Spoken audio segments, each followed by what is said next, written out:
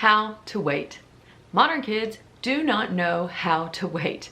Now, none of us love waiting. It isn't like any adults think, patience, it's so great, I love to wait. No, but modern life has actually made it to where kids don't need to wait. They can just think, I want this thing, and they can literally walk up to you, tell you, you can pull up your phone, order it, and it can just show up the next day. Life, it's just not built for waiting anymore. It's built for convenience. But the fact is, patience in waiting is important, because when we're forced to wait, when we're forced to have a little patience, we grow in character. We learn to not need instant gratification. So if our kids never have to wait, they feel like they need to be instantly gratified. It seems like it's a problem that somebody else has to fix if something doesn't come super quick. It means they don't develop the capacity for hard work and pushing in and making it happen and persevering. There are so many character traits and qualities that will take you far in life and are just generally good moral qualities that we need to have that come when we're forced to wait. And modern life just does not make us wait that much. So in order to help your kids do this, I'm not saying you need to create these false scenarios where they have to wait, but sometimes you can. So for example, my kids will have some money they want to spend, and I don't just let them buy stuff all the time. We wait until maybe once a month I'm gonna take them and they can use that money. So if your kids ask for something and you don't want to do it right then, it's okay to wait. It's okay to have your kids wait, and it's okay to not sort of be in fight or flight because they're upset about waiting. Remember, waiting actually really develops strength of character. Before I get to my second point, I am Rachel from A Mother Far From Home, founder of Life School at Home, where we get kids ready for life one skill at a time without cramming it all in before they go to college or having to move off grid. I'm a mama of 5. I'm a certified sleep consultant, language of listening coach, and I help parents create peaceful routines at home so they don't want to run away. Okay, so this, what we're talking about here, why life skills ties in with all this, is because if our kids are growing in their capacity and their capability, the home is actually more peaceful, right? Things just seem to work better instead of mama having to do everything all on her own. So let's get to the second point. The second skill that modern life just really does not want anybody to know, does not want to teach our kids, is just going against us all, and that is the skill of being able to be and live in the moment. Now, kids are historically so good at this, right? Because kids aren't worried about the bills, they're not worried about next year, they're not like planning their career, they're not doing the meal prep for the week. The kids are, especially younger kids, like they're in it to play, to enjoy. And in language of listening, we like to say that kids are living in the now or never. If it's happening now, it's gonna always happen. So they're in it, they love it, So this is a big deal. Childhood is a time when they're supposed to be living in the moment, playing, really focusing. But modern life is all about screens too, and devices, and young kids often are spending so much time on their devices. And so I just want to encourage you, in order to build this life skill, because even adults struggle with this. It is hard to just be present with those we love if you're always thinking about checking something and hearing a ding and a notification, and how much more for kids whose brains are not fully formed. They don't have the same emotional maturity. I mean, it's the definition of immaturity. They're still young and developing. And so we don't want to short-circuit that by them not knowing how to be present. It never ceases to amaze me when I go places at times and the kids can just be shut down. They don't know how to talk, they don't know how to say, it's like they don't want to be there even though it's somewhere fun, and they just want to sit on their mom's phone.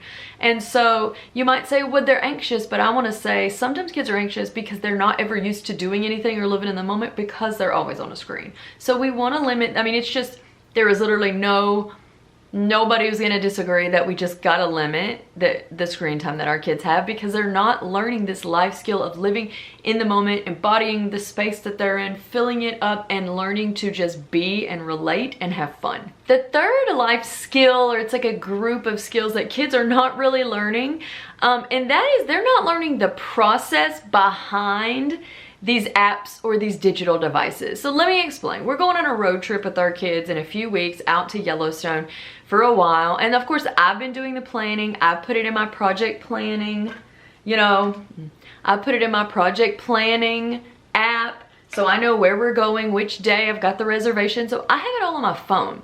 So if I keep it all on my phone, kids, they don't have any concept about what it takes to plan out a route. Where are we gonna drive?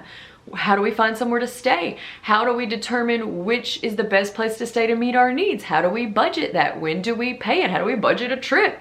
How do we, make sure that we're confirmed for the places we're gonna go? How do we figure out what we even wanna see or how much money it's gonna cost per person? You see, what we're gonna eat, what we're gonna eat for breakfast, what we're gonna eat for snack. You see all of these things. If kids just see it on an app or they just see it happens because, well, they don't know, right? So they just see mommy flipping through my phone and they're like, mommy's always on her phone. They don't know. This is why we talk about narrating what we're doing. Okay, I'm looking right now for where our reservation is, so that they know you're not just ignoring them on your phone. But because it's all there and our kids aren't doing that with us, they're not learning the process behind it. So what I have said that I want to do for this road trip is we're getting out a map. Here's where all we're going. I'm gonna show, here's the Google map, because of course I'm using the Google map.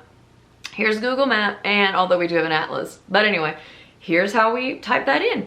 This is how we decide the route. This is where we're gonna go. I'm talking through and I'm explaining the process behind the app, the process behind the technology, so that they're understanding, they're learning, and they're growing their problem solving, their critical thinking. Instead of it just being an isolated app that they use, you're teaching them about life and about why it matters. Because yes, we want to take use of technology, but we don't want to become stupid because we just immediately go to the technology and we don't know why anything happens, and we certainly don't want that for our kids. While we're here, as I mentioned earlier, I do have a community for moms called Life School at Home, where we basically do this. Once a month, we pick a life skill or a closely related group, and whether you've got toddlers to teens, each of them within that specific skill have a few things that they learn to do, videos that you share with them, dinner time conversation prompts to help you use kind of like little proverbs to get the point home.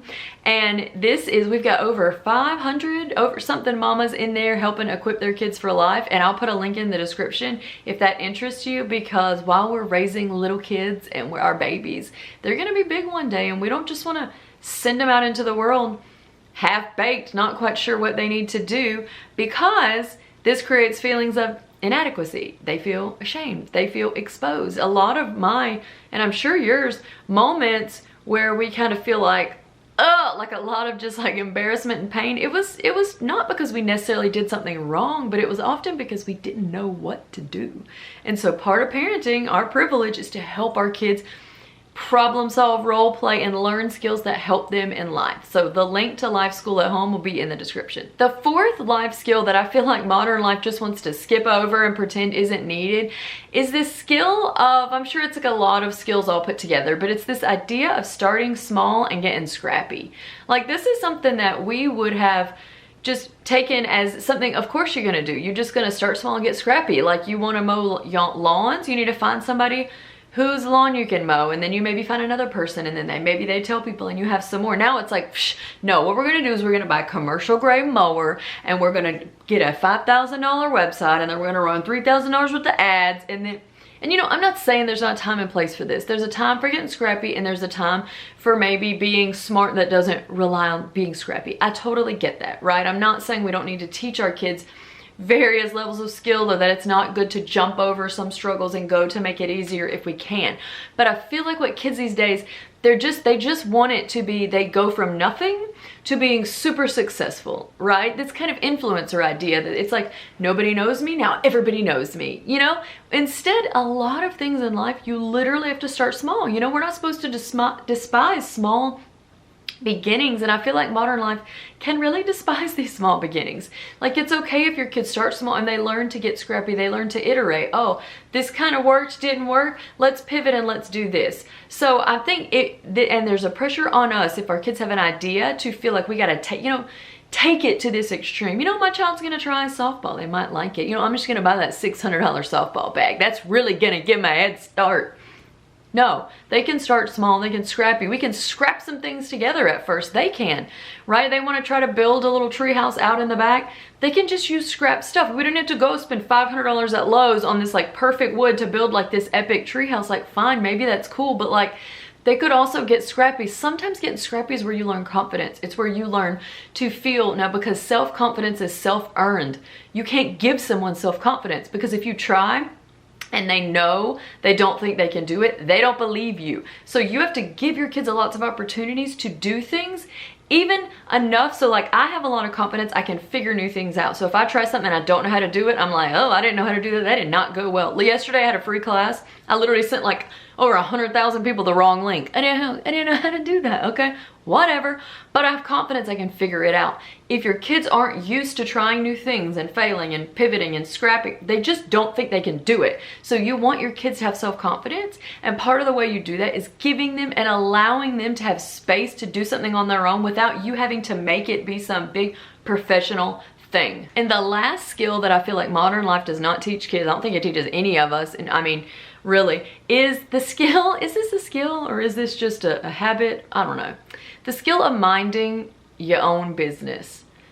Our kids really are just in a world where nobody minds their own business. Like just, I don't know if this gets y'all like it gets me, and I'm not saying all social media is bad, blah, blah, whatever. I'm not trying to say that, but like, there's just this sense, it's like kids, it's because everybody's sharing everything and everybody knows everything. You know, my kids are still young. They don't have, you know, they don't have phones. They can't text. Well, in some of the other circles of other moms I talk to, it's like the kids are just sharing everything. You know, I mean, you can't go like, they can't go to number 2 without their little text chain knowing about it. You know, there is something to learning to mind your own business, and there's 2 ways to take that. Minding your own business might mean not being overly focused on other people, because that can, you know, do the comparison game. We can feel not good enough. We can feel envious. We don't appreciate our own life because we're so busy looking at their life. Like, I got a great vacation, but it's at 1 star less of a hotel than their vacation, and now I think my vacation's crap. Like, what a horrible way to live. But there's another way. Minding your own business actually means having the time, attention, and space to literally put towards minding your business, right? Your business, I mean, whatever it is your hands have been given to do. If kids are always worried about what random strangers on YouTube are doing, they're not having time to mind their own life.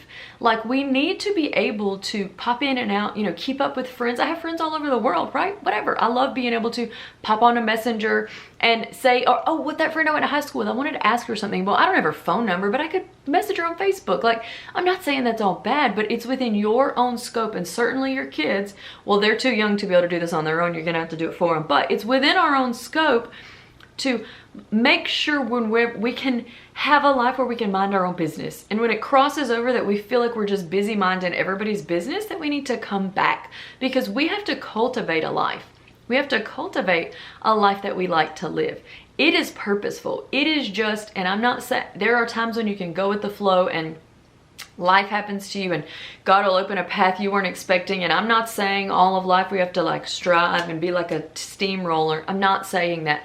But if you don't know where you're going, you don't get there. If you just wander around aimlessly, you're going to go in circles, right? You don't want to get to 10, 20, 30 years down the road, or your kids are about to leave the house and you're like, we never did things I wish we would have done, because you just didn't take the time to think about them, because you weren't minding your own business.